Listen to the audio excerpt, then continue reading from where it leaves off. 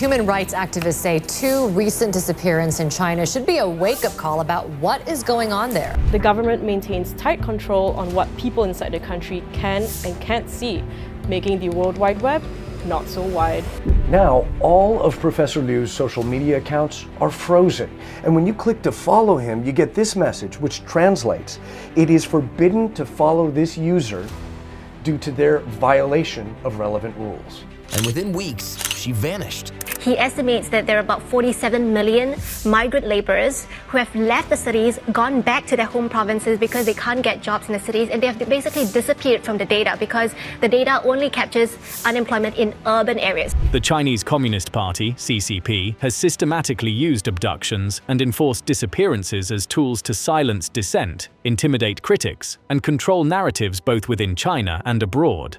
But things are getting out of hand. Despite the CCP's extensive use of these coercive tactics, their grip is slipping.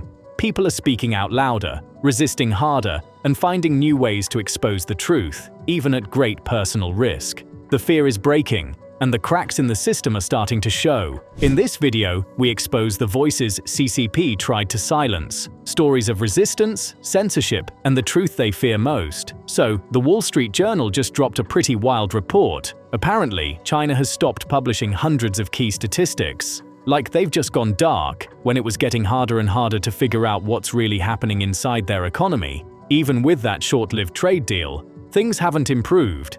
If anything, Chinese citizens are starting to see the cracks.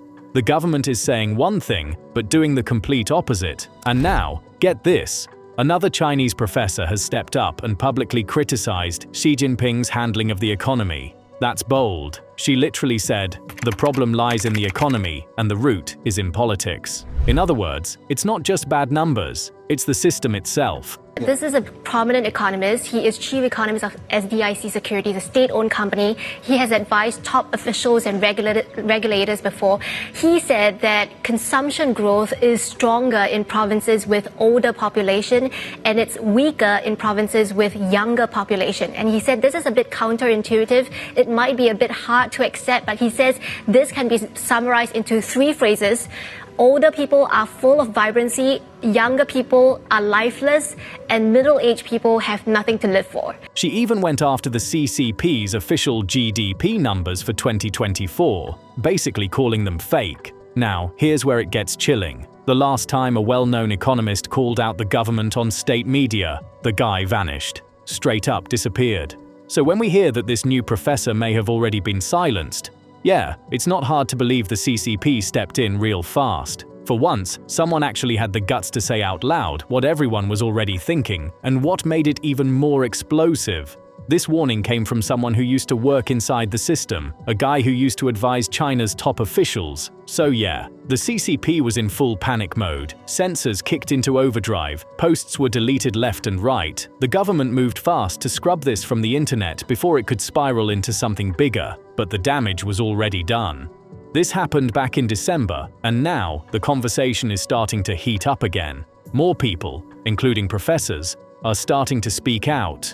Now look, I know how this goes. CCP bots are probably going to be out here mass downvoting any video that talks about this, but we're doing it anyway, because this matter. So let's rewind and talk about who this man was. His name is Gao Shanwen, the former chief economist at SDIC Securities, a state-owned company.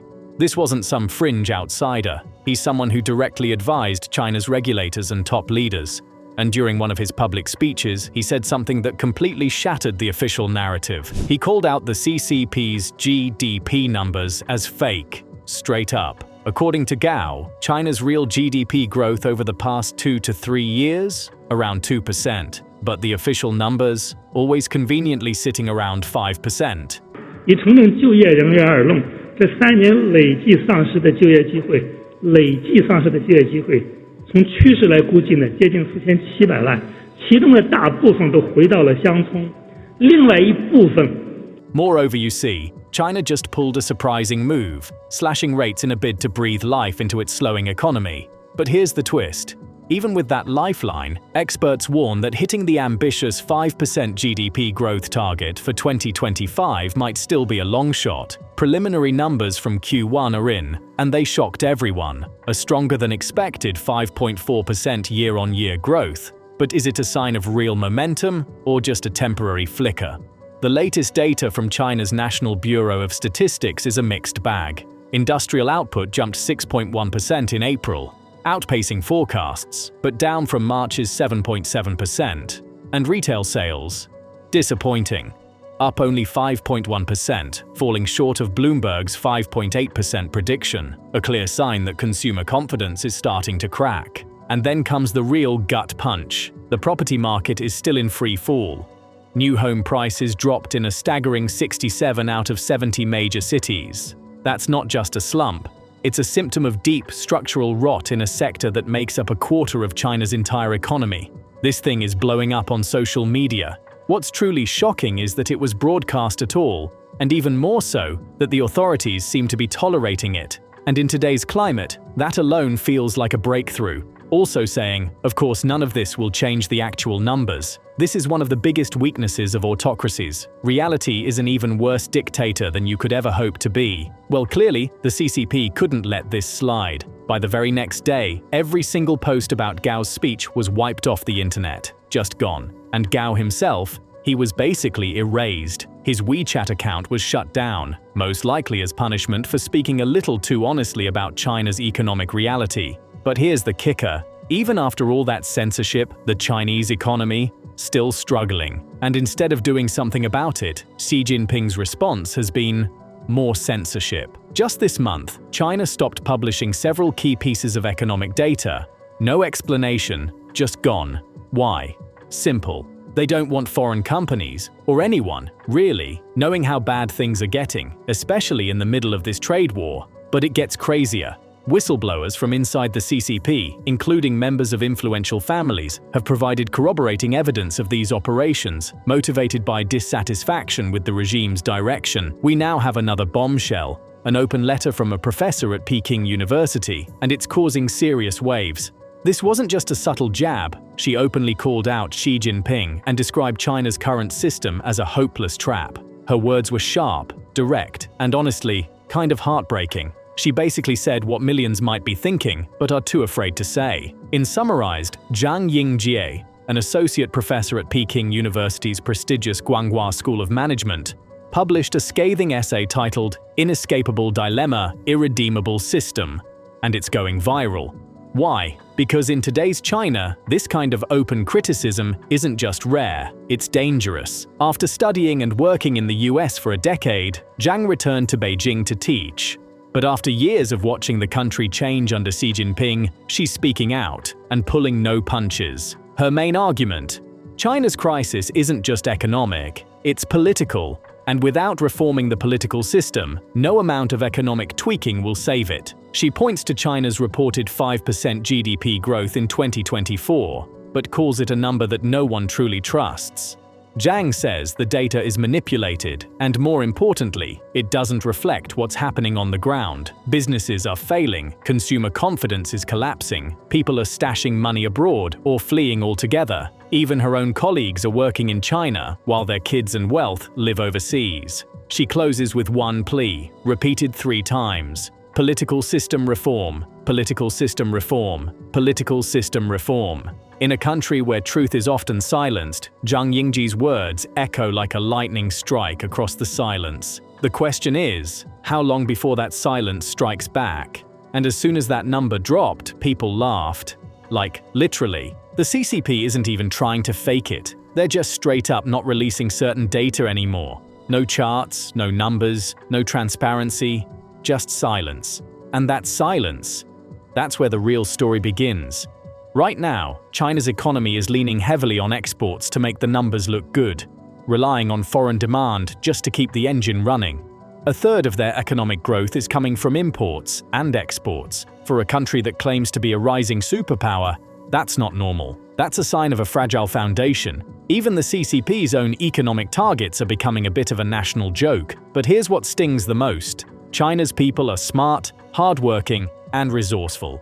If the system actually worked, If the right policies were in place, they could easily hit a per capita GDP of $20,000 to $30,000. No doubt about it. But now, China's working class is the backbone of its economy, but when it comes to support, they're too often left behind. And until these systems are reformed, the gap between the promise of welfare and the reality of survival will only keep growing. Here's the thing, regimes survive on fear.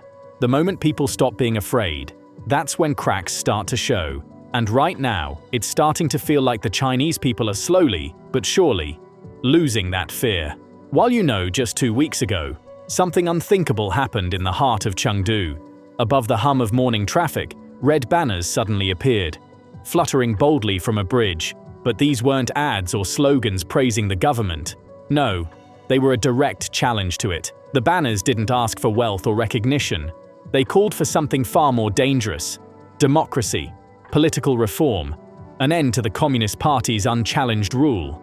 After watching how the CCP operates for years, you really think that's the full story? Yeah, me neither. Why is this happening now?